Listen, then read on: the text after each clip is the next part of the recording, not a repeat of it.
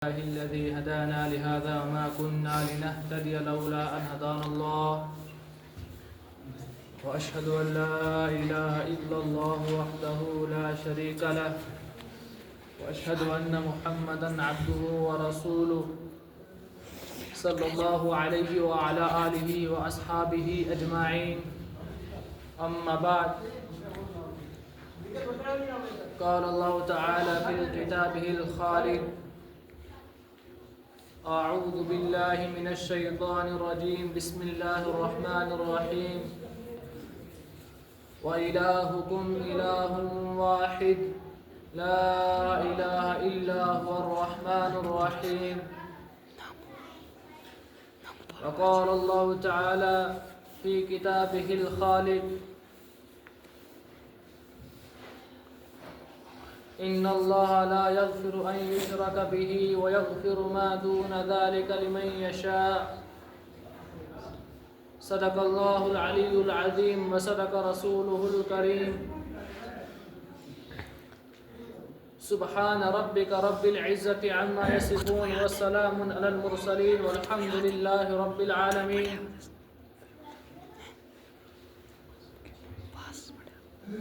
معزز ساتھیوں، بزرگان دین، میرے نوجوان ساتھیوں، اللہ رب العزت کا بے بہا فضل ہوا، کرم ہوا کہ اس مالک ارض و سما نے مجھے اور آپ کو یہاں جمعۃ المبارک کی نسبت سے کچھ دیر دین کی مجلس میں بیٹھنے کی توفیق عطا فرمائی، اور اس عاجز کو آپ حضرات کے سامنے چند دیر لب کشائی کی سعادت حاصل کی۔ میرے عزیز ساتھیوں، اللہ رب العزت کی ذات سے دعا کریں کہ وہ مالک حقیقی مجھے صحیح اور سچی بات کہنے کی اور پھر ہم سب کو اس کے اوپر عمل کرنے کی توفیق عطا فرمائے۔ اس طرح میرے خطبے میں پڑھا کہ اللہ رب العزت ارشاد فرما رہے ہیں: وَإِلَٰهُكُمْ إِلَٰهٌ وَاحِدٌ لَا إِلَٰهَ إِلَّا هُوَ الرَّحْمَٰنُ الرَّحِيمُ۔ اے لوگو، تمہارا معبود ایک خدا ہے، اس کے سوا کوئی معبود برحق نہیں، وہ رحمان ہے، وہ رحیم ہے۔ اسلام کی بنیاد جن 5 چیزوں کے اوپر ہے، ان میں سب سے زیادہ اہمیت کی حامل توحید ہے۔ توحید میں اگر ضعف پیدا ہو جائے، عقیدہ توحید اگر متزلزل ہو جائے، عقیدہ توحید میں اگر کمزوریاں ہو جائے، عقیدہ توحید میں اگر آمیزش ہو جائے، اگر اس میں ملاوٹ ہو جائے، تو ہمارا کوئی بھی عمل اللہ رب العزت کے یہاں قبول نہیں ہوگا۔ کیونکہ رسول اللہ صلی اللہ علیہ وسلم نے ارشاد فرمایا کہ جس شخص نے دین میں نئی نئی باتیں ایجاد کی، نئے نئے رسم و رواج نکالے، اس شخص کی نہ نماز قبول، نہ اس کا روزہ قبول، نہ اس کا جہاد قبول، نہ اس کا حج قبول، نہ اس کا عمرہ قبول۔ گویا کہ جتنی بھی عبادت کرے، وہ کوئی بھی سنن نوافل ادا کرنے والا ہو، اس کی کوئی چیز قبول نہیں ہوگی اگر اس کی توحید کمزور ہے، اور وہ بدعتی اسلام سے اس طریقے سے خارج ہو جاتا ہے کہ جس طرح گوندے ہوئے آٹے سے بال خارج ہو جاتا ہے اور اس کو پتہ بھی نہیں چلتا۔ اگر عقیدہ توحید اگر کمزور ہے، اگر عقیدہ توحید میں ملاوٹ ہے، اگر اس کے اندر کمزوریاں ہیں، تو میرے ایمانی ساتھیوں، ہمارا کوئی بھی عمل شرط قبولیت سے ہمکنار نہ ہوگا، چاہے ہم دنیا کی نظر میں کتنے ہی تہجد گزار کیوں نہ ہو، چاہے ہم دنیا کی نظر میں لوگوں کے اعتبار سے کتنے ہی سنن اور نوافل ادا کرنے والے کیوں نہ ہو، کتنے ہی متقی اور پرہیزگار کیوں نہ ہو، لیکن اگر ہماری توحید کمزور ہے تو ہمارا کوئی بھی عمل اللہ رب العزت کے یہاں قبول نہ ہوگا۔ اسی لیے حضرت آدم علیہ السلام سے لے کر آخری نبی جناب محمد اکرم صلی اللہ علیہ وسلم تک جتنے پیغمبر آئے، سب کا مشن ایک، سب کی دعوت ایک، سب کا پروگرام ایک، سب کا دعوت کا طریقہ ایک۔ وہ کون سا مشن تھا، وہ کون سی دعوت تھی، وہ کون سا طریقہ تھا؟ وہ طریقہ عقیدہ توحید کا طریقہ تھا، وہ مشن عقیدہ توحید کا مشن تھا، وہ پروگرام عقیدہ توحید کا پروگرام تھا۔ اسی عقیدہ توحید کو مضبوطی سے تھامنے کے جرم میں حضرت ابراہیم علیہ السلام کو آگ میں ڈالا گیا۔ اسی عقیدہ توحید کو پھیلانے کے جرم میں حضرت جرجیس علیہ السلام کو آروں سے چیرا گیا۔ اسی عقیدہ توحید کو مضبوطی سے تھامنے کے جرم میں حضرت زکریا علیہ السلام کو کھولتے ہوئے تیل میں ڈالا گیا۔ اسی عقیدہ توحید کو مضبوطی سے تھامنے کے جرم میں حضرت موسیٰ علیہ السلام پر ظلم و ستم ڈھائے گئے۔ الغرض حضرت بلال حبشی رضی اللہ تعالیٰ عنہ کو عرب کی تپتی ہوئی زمین کے اوپر لٹایا جاتا اور ان کے اوپر بھی چٹان رکھ دی جاتی۔ کیوں؟ اسی توحید کے لیے۔ اور کمبخت ابو جہل نے حضرت سمیہ رضی اللہ تعالیٰ عنہ کے بدن کے اوپر نازک حصے میں برچھی ماری، جس سے وہ شہید ہو گئی۔ صحابہ کرام نے، انبیاء کرام نے اس توحید کو بچانے کے لیے، اسی توحید کے لیے اتنی قربانیوں کا سامنا پیش کیا ہے جن کا ہم تصور بھی نہیں کر سکتے۔ بدر کے میدان میں صحابہ شہید ہوئے، اسی توحید کے لیے ہوئے۔ احد میں صحابہ شہید ہوئے، اسی توحید کے لیے ہوئے۔ بنو قحطان کے علاقے میں صحابہ شہید ہوئے، اسی توحید کے لیے ہوئے۔ صلح حدیبیہ کے راستے میں صحابہ شہید ہوئے، اسی توحید کے لیے ہوئے۔ حضرت خبیب رضی اللہ تعالیٰ عنہ کو ان کو صلیب پر لٹکایا گیا اسی توحید کے جرم میں۔ اور نبی اکرم صلی اللہ علیہ وسلم کے دور میں، دور نبوت میں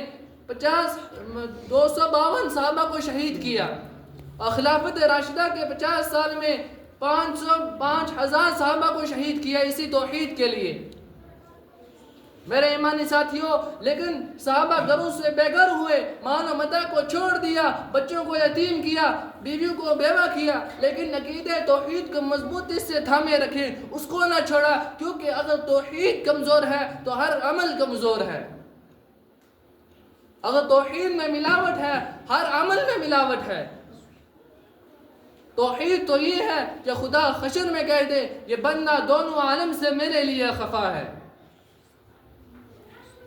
اگر کسی شخص نے کہا لا الہ الا اللہ، اللہ کے سوا کوئی معبود برحق نہیں، وہ ایک خدا ہے، اس کے علاوہ کوئی نہیں، محمد اس کا رسول ہے، اب اس نے اس کلمے کی دل کی گہرائیوں سے تصدیق کر لی، وہ مسلمان ہو گیا، وہ رحمان کا بندہ ہو گیا، وہ مسلمانوں کی فہرست میں شامل ہو گیا، وہ مسلمانوں کی صفوں میں شامل ہو گیا۔ اب اس کے علاوہ کہہ رہا ہے لا الہ الا اللہ، اللہ کے سوا کوئی معبود نہیں، محمد اس کا رسول ہے، مختار کل کوئی اور ہے، شافی الامراض کوئی اور ہے، دعائیں سننے والا کوئی اور ہے، حاجت رواں کوئی اور ہے، وہاب الاولاد کوئی اور ہے۔ اس کے بارے میں قرآن نے کہا ان اللہ لا یغفر ان یشرک بہ ویغفر ما دون ذلک لمن یشاء،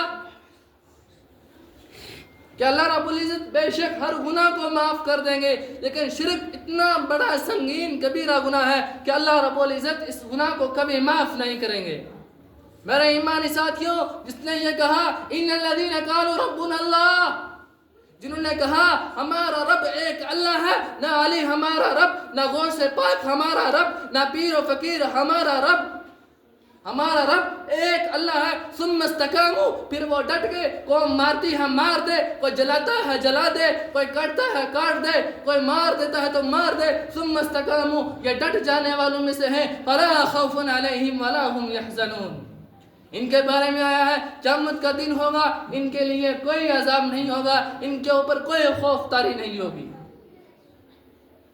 تم نے نمازوں کو چھوڑ دیا، اللہ معاف کرے گا، تم نے روزوں کو چھوڑ دیا، اللہ معاف کرے گا، اس کی شان بہت نرالی ہے، تم نے دین کے ہر احکام کو جھٹلایا، اللہ معاف کرنے والا ہے، وہ چھوڑ دے گا۔ لیکن اگر تم نے شرک کی، اللہ کے علاوہ کسی اور سے مددیں مانگی، اللہ کے علاوہ کسی اور کو حاجت روا کہا، اللہ کے علاوہ کسی دوسرے سے اولادیں مانگی، میرے ایمانی ساتھیوں، قرآن کی آیت کہہ رہی ہے وَمَن يُشْرِكُ بِهِ فَقَدْ عَلَيْهِ الْجَنَّةَ وَمَأْوَاهُ النَّارُ،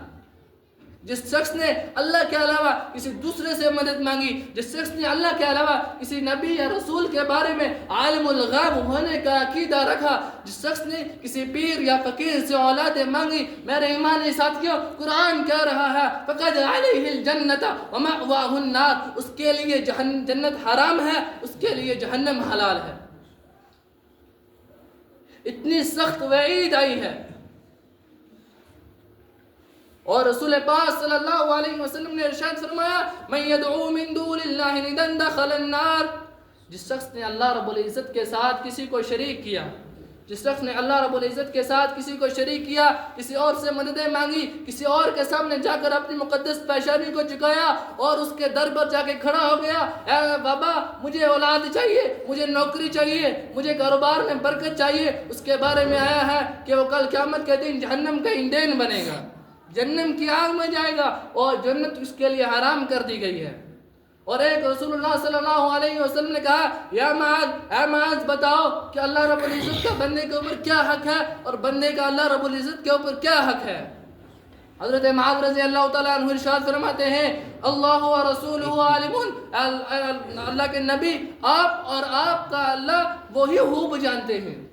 کہا معاذ اگر یہ بات ہے تو پھر سنو، اللہ کا حق بندے کے اوپر یہ ہے کہ اسی کی عبادت کرے، اسی کے آگے اپنی مقدس پیشانی کو جھکائے، اسی سے اولادیں مانگے، اسی سے نوکریاں مانگے، ہر حاجت اسی سے مانگے، شفیع الامراض میں اسی کو کہے،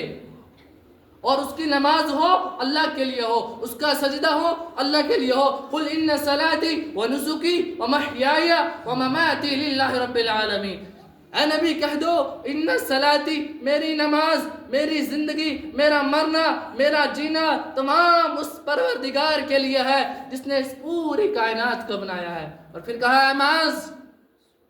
ولا یشرک بہ شیئا، اے معاذ میرے ساتھ کسی کو شریک نہیں کرنا، میرے علاوہ، اللہ نے کہا میرے علاوہ کسی دوسرے سے مددیں نہیں مانگنا، کسی دوسرے کو نظر و نیاز نہیں چڑھانی، کسی دوسرے کے سامنے جولیاں نہیں پھیلانی۔ اور پھر کہا اے لوگوں تم میرے بارے میں اس طرح غلو سے کام نہ لینا اس طرح نصرانیوں نے حضرت عیسیٰ علیہ السلام کے بارے میں لیا۔ اے لوگوں تم مجھے خدا کا مرتبہ اس طریقے سے نہ دینا جس طرح عیسائیوں نے حضرت عیسیٰ علیہ السلام کو دیا۔ اے لوگوں تم میرے بارے میں اس طرح غلبت سے کام نہ لینا جس طرح نصرانیوں نے حضرت عیسیٰ علیہ السلام کے بارے میں لیا۔ گویا کہ شرک کے بارے میں اتنی سخت وعید ہے، اگر قبروں کو سجدہ کرنا جائز ہوتا، اگر قبروں سے مانگنا جائز ہوتا تو میرے عزیز ساتھیوں ہم رسول اللہ صلی اللہ علیہ وسلم کی قبروں سے جا کر مانگتے، ان سے مقدس قبر ہے کسی کی؟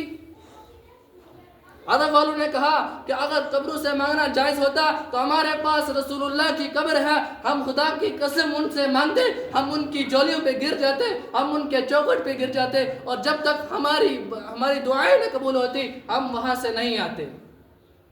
آج شرک دیکھ لو، ہر گھر میں ہر معاشرے میں اتنی شرک اٹھی ہے کہ اللہ اکبر دیکھ کر بندے کا ایمان پریشان ہو جاتا ہے۔ یہاں سے گاڑیاں کی گاڑیاں شادرہ جا رہی ہیں، گاڑیاں کی گاڑیاں گندریاں جا رہی ہیں، جی بابا سے مانگیں گے، ارے جو نماز فرض کر دی گئی ہے وہی نہیں ہو رہی ہے، اور اللہ کے بندو تم اللہ سے مانگو وہی قادر ہے۔ عبد القادر سے مانگ رہے ہو، قادر سے نہیں مانگ رہے ہو۔ ڈاکٹر اسرار صاحب انہوں نے کہا تھا توحید کے معاملے میں اتنے پکے ہو جاؤ کہ لوگ تمہیں کہیں یہ اہل حدیث ہے، اور نبی کے ساتھ اتنی محبت کرو، اتنے غلو سے کام لو کہ لوگ کہیں یہ بریلوی ہے، اور صحابہ کے بارے میں ایسے پسماندگان بن جاؤ لوگ کہیں یہ دیوبندی ہیں۔ دین میں نئی نئی باتیں ایجاد کرنا، دین میں نئی نئی باتیں ایجاد کرنا یا دین میں سے باتوں کو گھٹانا یہ شرک ہے، اور اللہ کی قسم ممبر رسول کے اوپر بیٹھ کر کہہ رہا ہوں رب کعبہ کی قسم یہ گناہ کبھی معاف نہیں ہوگا۔ تم نے نمازوں کو چھوڑا، اللہ معاف کرنے والا ہے، اللہ بہت غفور اور رحیم ہے، وہ معاف کر دے گا، لیکن اللہ کے ساتھ کسی اور کو شریک کرنا یہ اس کو بالکل قبول نہیں ہے۔ اسی لیے لوگوں جتنا قرآن سے دور رہو گے، جتنا رسول اللہ کی سنت سے دور رہو گے، اپنے آپ کو جب تک رسول اللہ کی سنتوں سے وابستہ نہیں کرو گے، تم اسی طرح شرک کی جھنجھڑیوں میں جکڑے جاؤ گے۔ باہر نکلو اس دلدل سے، اور خود بھی دین سیکھو اور اپنی اولادوں کو بھی دین سکھاؤ اور انہیں جہنم سے بچاؤ۔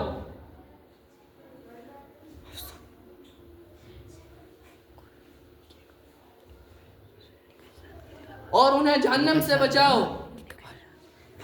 قرآن سیکھنا، قرآن سکھانا یہ فرض کر دیا گیا ہے۔ مانگنا ہے اسی ایک ذات سے مانگو جس رب العزت نے بغیر مانگے ہمیں اتنی نعمتوں سے نوازا ہے۔ بتاؤ کسی شخص نے اللہ رب العزت سے کہا تھا اے اللہ ہمیں سوچنے کے لیے دماغ دینا، اے اللہ ہمیں کام کرنے کے لیے ہاتھ دینا، اے اللہ ہمیں چلنے کے لیے ٹانگیں دینا، اے اللہ ہمیں دیکھنے کے لیے آنکھیں دینا؟ جب اللہ رب العزت نے اتنی نعمت سے بلا مانگے تمہیں نوازا ہے، کیا اللہ تمہیں مانگنے پر نہیں دے گا؟ سب سے زیادہ غصہ اس چیز کے اوپر اللہ رب العزت کو آتا ہے کہ اللہ کے چھوڑ کے کسی اور کے در پر جاؤ، اس سے مانگو۔